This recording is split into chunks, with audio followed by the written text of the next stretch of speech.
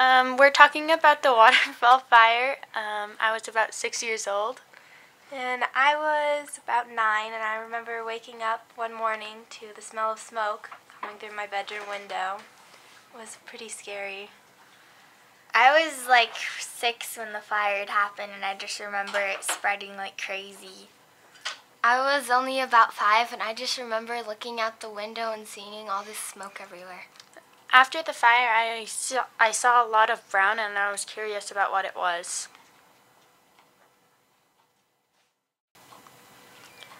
So we did some research, and we decided to find out what the brown stuff on the hills was. And we found out that it was called cheatgrass. There were lots of places where they were marked. There were rocks in meters by meters squared, and they were marked with green tape, and so we knew where to find them.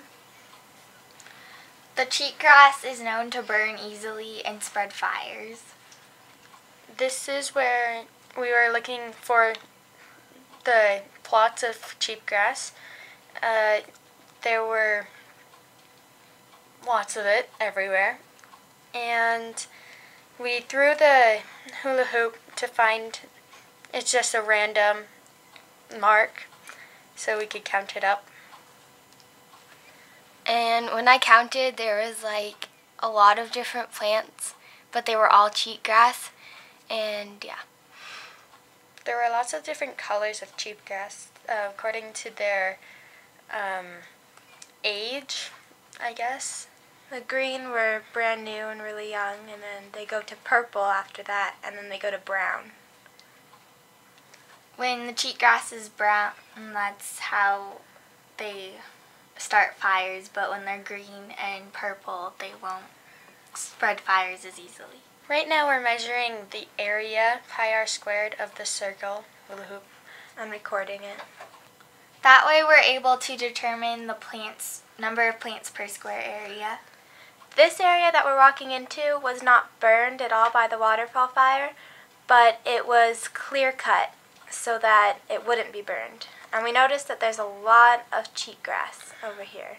I think the road helped stop the fire, so over here wasn't burned, but there was still a lot of cheatgrass over here. The cheatgrass over here is mostly purple and green, which means that it isn't as easily burned as the brown. When we're counting again, we notice that there's a lot more because when it gets older, it kind of dies.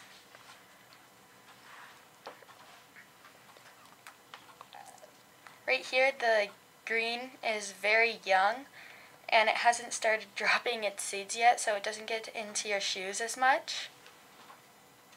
We noticed that the brown cheatgrass gets into your shoes and socks really easily.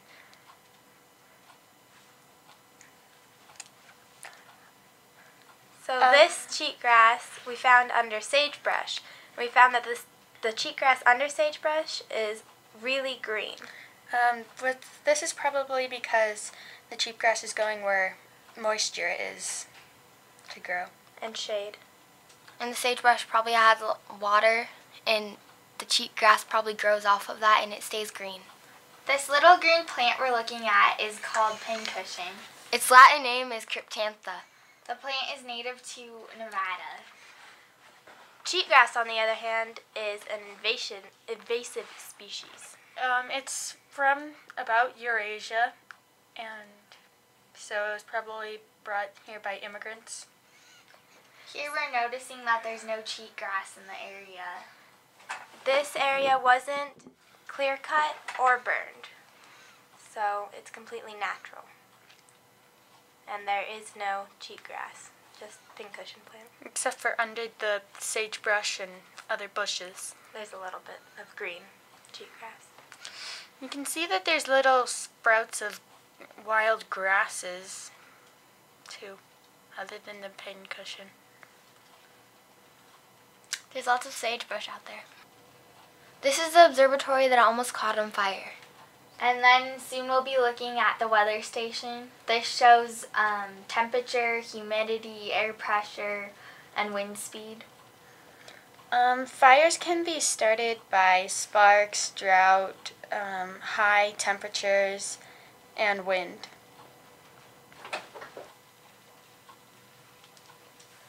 So this forest was nice and cool after a long hot day in the sun. Here I was smelling a tree. It smelled a lot like vanilla.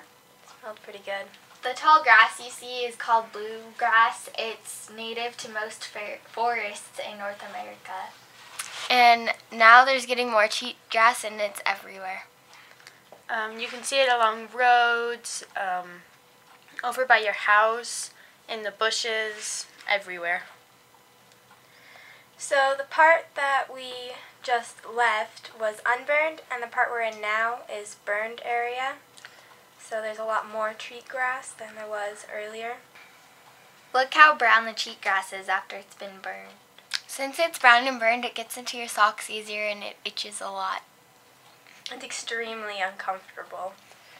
The It trees pokes you. here are all burned because this is where the fire came in. Right down the hill. Over by the stumps and the bushes, there are more green cheatgrass than brown and purple.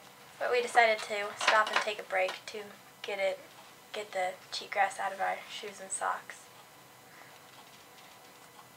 What are you doing? Falling over. It's not really my fault. How do you get rid of cheatgrass? Why does cheatgrass grow so much better in disturbed areas than undisturbed areas? I wonder why cheatgrass becomes brown over time. What makes cheatgrass so flammable?